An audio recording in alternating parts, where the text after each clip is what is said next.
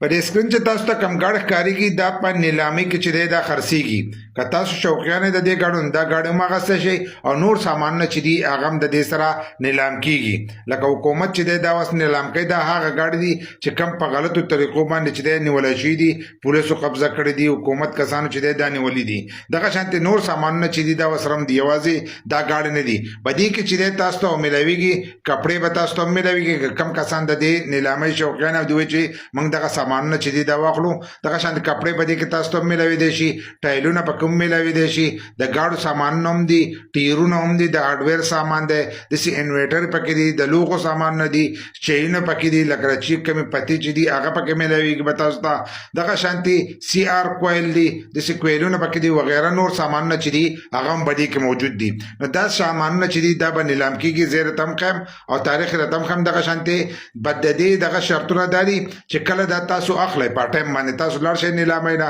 نو 25% روپۍ چې دي دا به له ځان سره وړئ دا به تاسو ورکوئ چې 25% روپۍ تاسو ورکړئ نو د هغې نه وروسته به دا سامان چې دی دا به تاسو ته میلاویږي بل لا باقي روپۍ چې دی هغه به تاسو په 2 ورځو کې چې دی دننه جمع کوئ که په 2 ورځو کې تاسو جمع نه کړئ نو باقي روپۍ چې تاسو کوم ورکړئ هغه روپۍ چې دي هغه به هغو ته حواله کېږي هغه به تاسو ته واپس چې دی دا به نه میلاویږي دغه شانتې پایلر کس چې دی کمپایلر ټیکس جمع کوي نو هغه کس نه چې دی 10% ټیکس چې دی هغه په دې کې اخیسته کېږي او کوم چې نان پایلر دی د هغه نه به 20% اخیسته کېږي دغه شانتې چې دی دا نیلامي چې